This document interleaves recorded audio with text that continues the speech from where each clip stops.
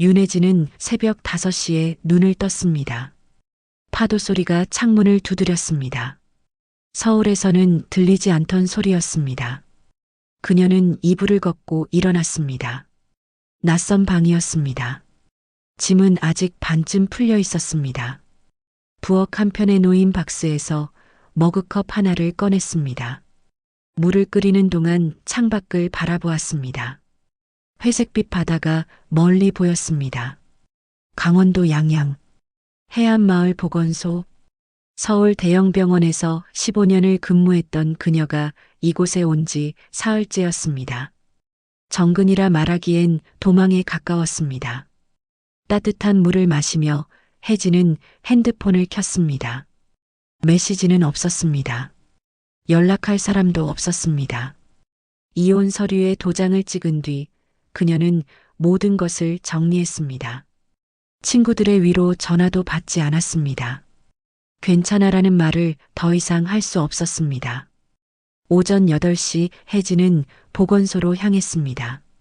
마을 사람들이 인사를 건넸습니다. 간호사 선생님, 출근하세요? 네, 안녕하세요. 그녀는 고개를 숙이며 답했습니다. 사람들은 친절했습니다. 하지만 그 친절이 부담스러웠습니다. 낯선 곳에서 낯선 사람들 사이에 섞인다는 것. 그것은 생각보다 외로운 일이었습니다. 보건소는 작았습니다. 대기실에 할머니 2분이 앉아 계셨습니다. 혜진은 가운을 입고 진료실 문을 열었습니다. 소독약 냄새가 났습니다. 익숙한 냄새였습니다. 어르신, 들어오세요. 그녀는 혈압을 재고 약을 챙겼습니다. 할머니는 손을 꼭 잡으며 말했습니다. 선생님, 고맙습니다. 서울서 오셨다면서요? 고생이 많으시겠어요. 아니에요. 괜찮습니다. 혜진은 미소를 지었습니다.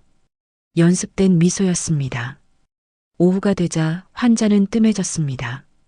혜진은 차트를 정리하며 시간을 보냈습니다.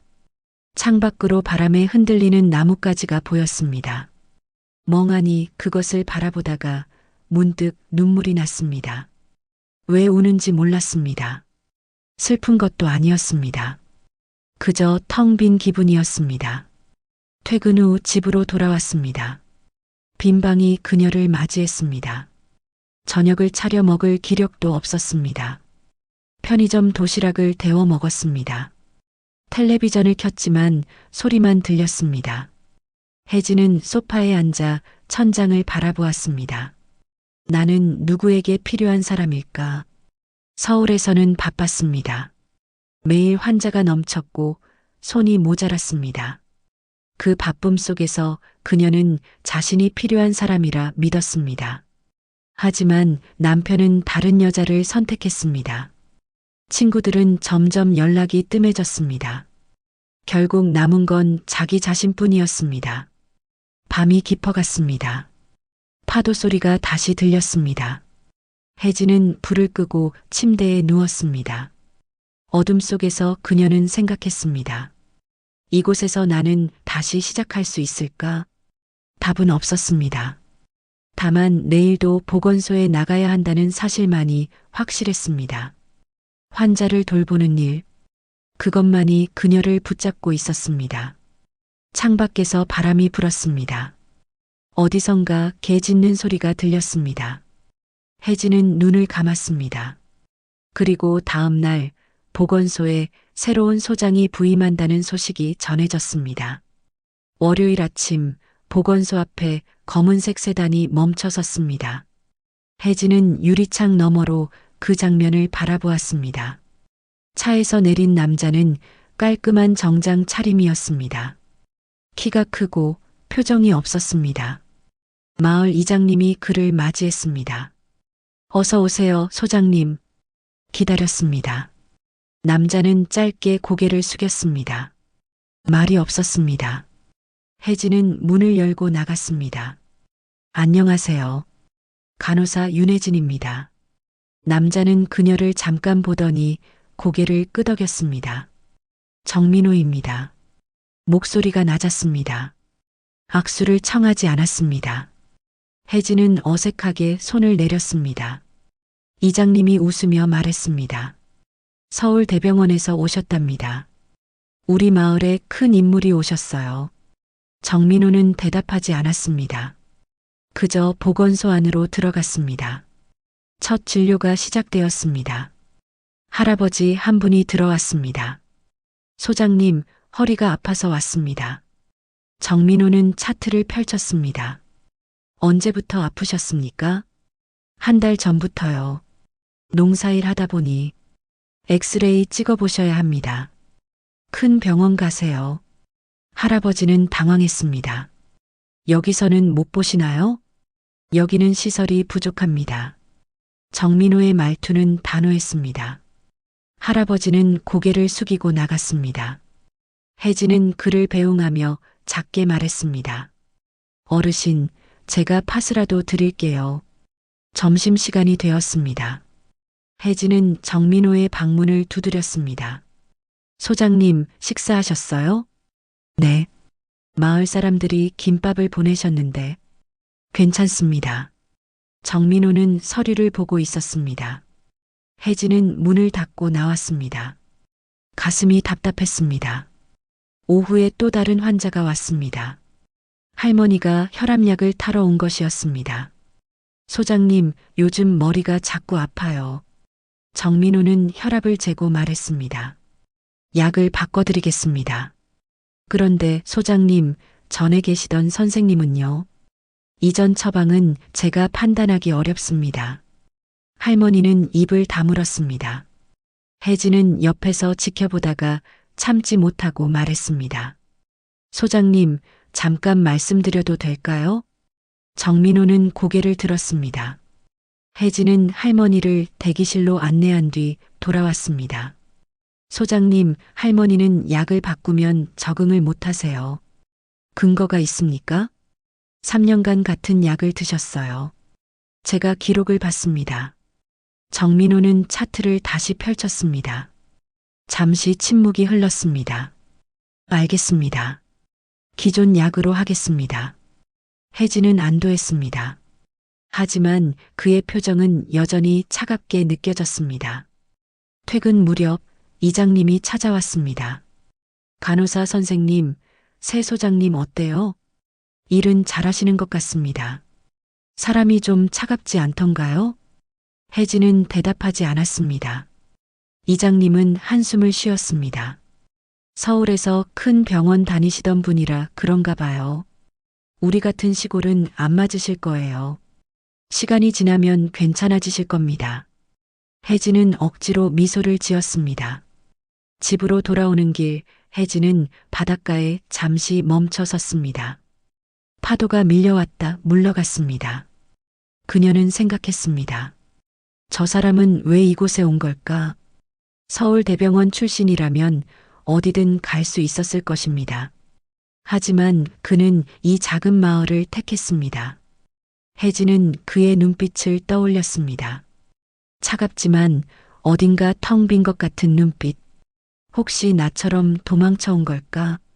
바람이 불었습니다. 혜진은 고개를 저었습니다. 그건 자신의 착각일 뿐이라고 생각했습니다. 그날 밤 혜진은 침대에 누워 천장을 바라보았습니다. 정민호의 모습이 자꾸 떠올랐습니다. 환자를 대하는 태도는 무뚝뚝했지만 진료만큼은 집중했습니다. 차트를 보는 눈빛은 진지했습니다. 저 사람도 환자를 살리려고 애쓰고 있구나. 혜진은 이불을 덮었습니다. 내일도 그와 함께 일해야 했습니다. 어떻게 해야 할지 막막했습니다. 하지만 마음 한편에서는 묘한 호기심이 일었습니다. 저 사람의 상처는 무엇일까? 창밖에서 파도 소리가 들렸습니다. 혜진은 눈을 감았습니다. 그리고 결심했습니다. 조금 더 지켜보기로. 한 달이 지났습니다. 혜진과 정민호는 매일 함께 일했습니다. 말은 여전히 적었지만 호흡은 맞아가고 있었습니다. 혜진이 환자를 안내하면 정민호가 진료했습니다. 정민호가 처방을 내리면 혜진이 약을 챙겼습니다. 어느 날 할아버지 한 분이 급하게 보건소로 왔습니다. 소장님, 밭에서 넘어져서 발목을 삐었어요. 정민호는 즉시 진찰했습니다. 인대가 늘어났습니다. 깁스를 해야 합니다. 혜진은 깁스 재료를 준비했습니다. 두 사람은 말없이 움직였습니다. 정민호가 발목을 고정하는 동안 혜진이 붕대를 건넸습니다. 할아버지는 감탄했습니다. 둘이 손발이 딱 맞네요. 부부 같아요. 혜진은 얼굴이 붉어졌습니다. 정민호는 아무 말 없이 깁스를 마저 감았습니다. 그날 오후 마을 슈퍼 앞에서였습니다. 혜진은 우유와 빵을 사고 나오다가 아주머니들의 대화를 들었습니다. 간호사 선생님이랑 소장님 요즘 자주 같이 다닌다던데? 글쎄, 이혼하셨다면서? 빨리도 움직이네. 서울서 온 사람들은 다르나 봐. 혜진은 걸음을 멈췄습니다. 가슴이 철렁 내려앉았습니다. 아주머니들은 그녀를 보고 당황하며 말을 멈췄습니다. 혜진은 고개를 숙이고 빠르게 걸어 나왔습니다. 집으로 돌아와 문을 닫았습니다. 손이 떨렸습니다. 우유팩을 냉장고에 넣다가 바닥에 떨어뜨렸습니다. 하얀 액체가 바닥에 번졌습니다. 혜진은 주저앉아 걸레로 닦았습니다. 눈물이 났습니다. 왜 나는 어디를 가도 이런 소리를 들어야 할까? 서울에서도 그랬습니다. 이혼 사실이 알려진 뒤 사람들은 수군거렸습니다. 뭔가 문제가 있었겠지. 남편이 바람 피운 게 아니라 부인 때문일 수도. 혜진은 그 말들을 견디지 못하고 이곳으로 왔습니다. 하지만 여기서도 똑같았습니다. 다음 날 아침 혜진은 보건소에 출근했습니다. 평소보다 일찍 나왔습니다. 정민호는 이미 와 있었습니다. 그는 차트를 정리하고 있었습니다. 일찍 오셨네요. 혜진은 짧게 대답했습니다. 네. 그녀는 정민호와 눈을 마주치지 않았습니다. 가운을 입고 진료실로 들어갔습니다. 오전 진료 중 한 아주머니가 왔습니다. 간호사 선생님, 요즘 소장님이랑 잘 지내세요? 혜진은 혈압계를 챙기며 대답했습니다. 일은 잘하고 있습니다. 아이고, 그게 아니라 소문 들으셨어요? 혜진은 손을 멈췄습니다. 무슨 소문이요? 마을에서들 그러던데 선생님이랑 소장님이. 아무 일도 없습니다. 혜진의 목소리가 차가워졌습니다. 아주머니는 눈치를 보며 입을 다물었습니다. 점심시간 정민호가 혜진을 불렀습니다. 간호사님, 잠깐 이야기 좀 합시다. 혜진은 그의 방으로 들어갔습니다. 정민호는 의자에 앉아 말했습니다. 마을에 소문이 도는 것 같습니다. 알고 있습니다. 제 때문에 불편하시다면 거리를 두겠습니다. 혜진은 고개를 들었습니다. 정민호는 여전히 무표정했습니다. 하지만 목소리는 조심스러웠습니다. 이외에는 대화하지 않겠습니다.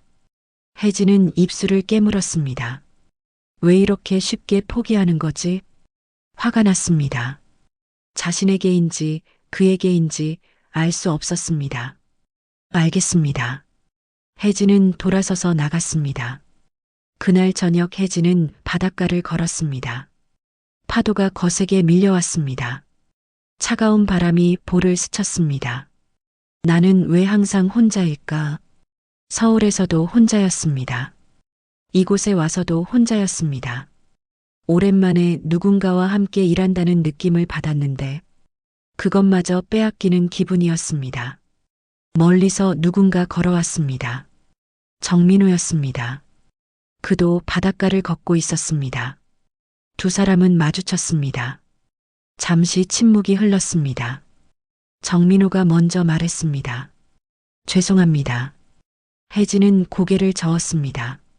소장님 잘못이 아니에요. 하지만 제가 더 조심했어야 했습니다. 왜요? 혜진의 목소리가 떨렸습니다. 왜 소장님이 조심해야 해요? 우리는 잘못한 게 없잖아요. 정민호는 대답하지 않았습니다. 그저 바다를 바라보았습니다. 혜진은 참았던 말을 쏟아냈습니다. 왜 항상 도망치려는 거예요? 사람들 말이 두려우면 대놓고 싸우면 되잖아요. 간호사님, 저는 이제 지쳤어요. 도망치는 것도, 혼자 견디는 것도. 혜진은 돌아서서 걸어갔습니다. 정민호는 그녀의 뒷모습을 바라보았습니다. 그리고 작게 중얼거렸습니다. 나도 그렇습니다. 혜진은 집에 돌아와 소파에 앉았습니다. 핸드폰을 켰습니다. 문자 한 통이 와 있었습니다. 발신자는 정민호였습니다. 내일 아침 일찍 출근하겠습니다. 같이 일하는 게 불편하시다면 제가 정근을 신청하겠습니다. 혜진은 핸드폰을 내려놓았습니다. 눈물이 흘렀습니다. 나는 뭘 원하는 걸까? 혼자가 편하다고 생각했습니다. 하지만 지금은 그가 떠나는 게 두려웠습니다. 이유를 알 수 없었습니다. 새벽까지 잠이 오지 않았습니다. 혜진은 창밖을 바라보았습니다. 어둠 속에서 파도 소리만 들렸습니다. 그녀는 결심했습니다. 내일 아침 정민호에게 말하기로. 떠나지 마세요. 다음 날 아침 혜진은 평소보다 일찍 보건소로 향했습니다. 눈이 내리고 있었습니다. 하늘은 회색빛이었습니다. 정민호는 이미 진료실에 있었습니다. 혜진은 문을 두드렸습니다. 소장님, 정민호가 고개를 들었습니다. 들어오세요. 혜진은 천천히 들어가 그 앞에 섰습니다. 어제 문자 받았습니다. 네. 정근 신청하지 마세요. 정민호는 눈을 깜빡였습니다. 하지만 저는 소장님과 계속 일하고 싶습니다. 혜진의 목소리는 떨렸지만 분명했습니다. 정민호는 잠시 침묵했습니다.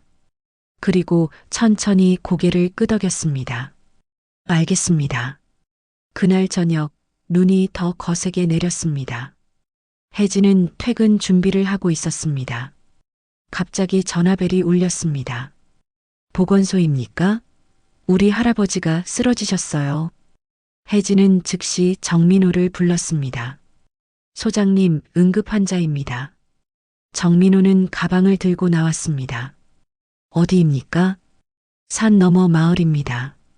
두 사람은 차를 타고 출발했습니다. 눈보라가 앞을 가렸습니다.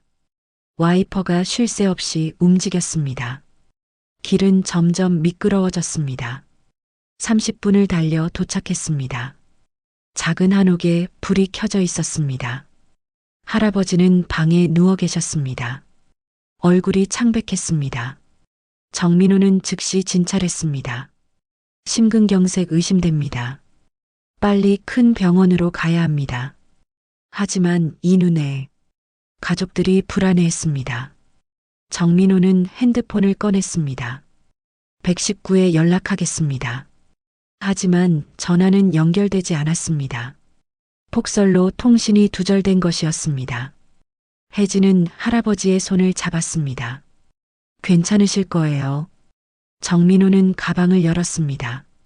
일단 응급처치를 하겠습니다. 그는 주사를 준비하고 심전도를 확인했습니다. 혜진은 옆에서 산소 마스크를 챙겼습니다. 두 사람은 말없이 움직였습니다. 시간이 흘렀습니다. 할아버지의 호흡이 안정되었습니다. 정민호는 이마에 땀을 닦았습니다. 일단 고비는 넘겼습니다.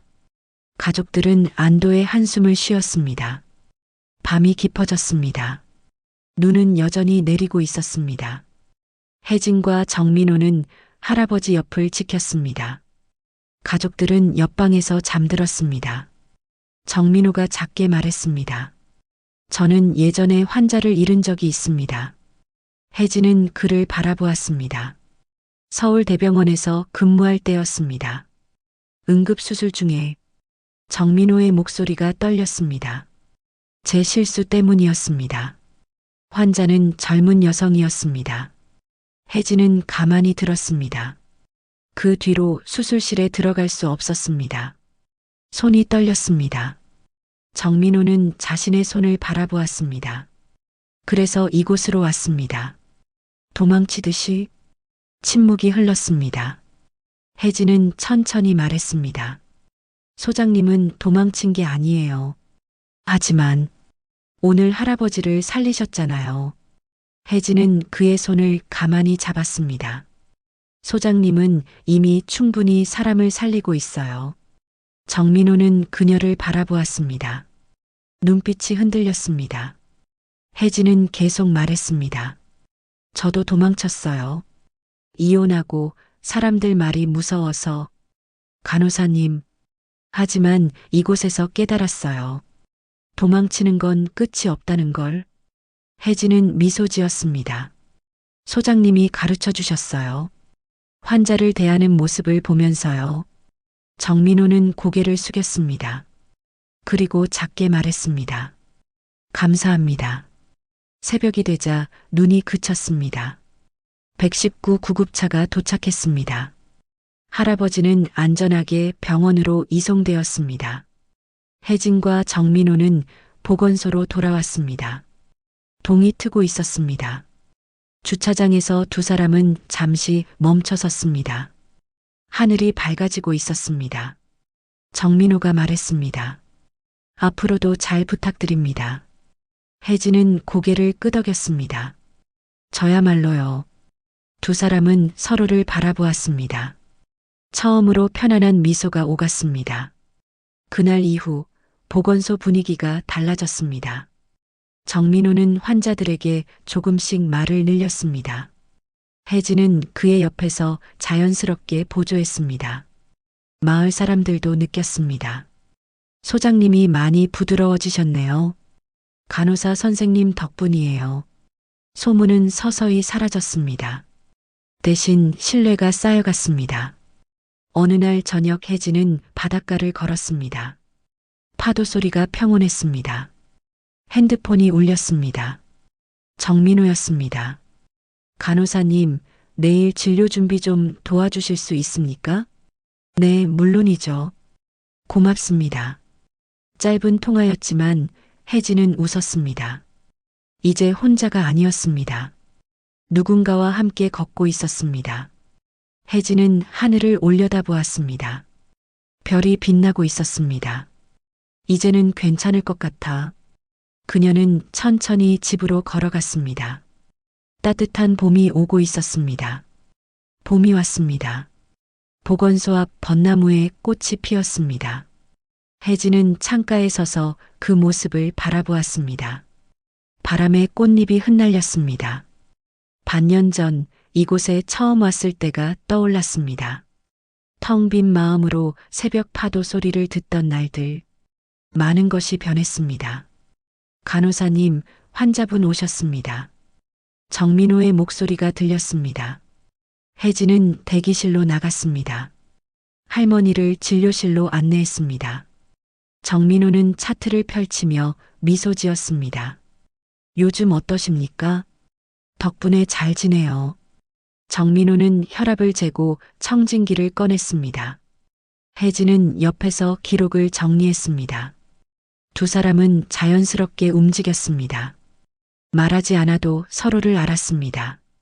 점심시간 혜진은 도시락을 들고 정민호의 방으로 갔습니다. 소장님, 식사하세요. 고맙습니다. 창밖으로 벚꽃이 보였습니다. 예쁘네요. 그렇습니다. 작년에는 몰랐습니다. 정민호가 말했습니다. 지금은 계절이 보입니다. 저도요. 여기 와서 처음으로 멈춰 섰어요. 혜진은 미소 지었습니다. 오히려 다행이에요. 저도 그렇습니다. 오후에 마을 이장님이 찾아왔습니다. 두 분 덕분에 마을이 든든합니다. 저희가 할 일을 했을 뿐입니다. 혜진이 말했습니다. 이장님은 흐뭇하게 웃었습니다. 처음엔 걱정했는데 딱 맞는 분들이었어요. 감사합니다. 두 사람은 동시에 인사했습니다. 퇴근 후 혜진은 바닷가로 향했습니다. 바람이 따뜻했습니다. 혜진은 모래사장에 앉아 바다를 바라보았습니다. 나는 지금 행복한가? 답은 분명했습니다. 그렇다. 발소리가 들렸습니다. 정민호였습니다. 그도 산책을 나온 것이었습니다. 정민호는 그녀 옆에 앉았습니다. 두 사람은 나란히 바다를 바라보았습니다. 침묵이 흘렀지만 편안했습니다. 정민호가 먼저 말했습니다. 간호사님께 감사드립니다. 무슨 말씀이세요? 저를 다시 서게 해주셨습니다. 소장님이 스스로 일어나신 거예요. 아닙니다. 간호사님이 옆에 있어서 가능했습니다. 정민호는 진심을 담아 말했습니다. 이제는 도망치고 싶지 않습니다. 저도요. 저도 이곳에 남고 싶어요. 혜진이 말했습니다. 해가 지고 있었습니다. 하늘이 붉게 물들었습니다. 두 사람은 일어나 천천히 걸었습니다. 나란히 같은 속도로. 앞으로도 잘 부탁드립니다. 저야말로요. 바람이 불었습니다. 벚꽃 향기가 났습니다. 다음 날 아침 보건소는 평소처럼 문을 열었습니다. 혜진은 이름을 불렀습니다. 정민호는 차트를 정리했습니다. 두 사람은 묵묵히 일했습니다. 창밖으로 봄바람이 불어왔습니다. 벚꽃잎이 날렸습니다. 오후 어린 학생이 찾아왔습니다. 넘어져서 무릎이 까진 것이었습니다. 혜진은 소독약을 바르며 말했습니다. 조금만 참아요. 금방 나을 거예요. 혜진은 밴드를 붙이며 생각했습니다. 누군가를 돌보는 일은 결국 나 자신을 살리는 일이구나.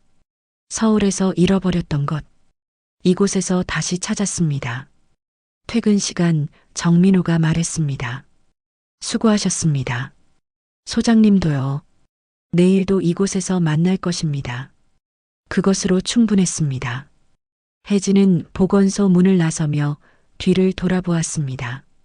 바다 마을로 온 간호사. 더 이상 도망자가 아니었습니다.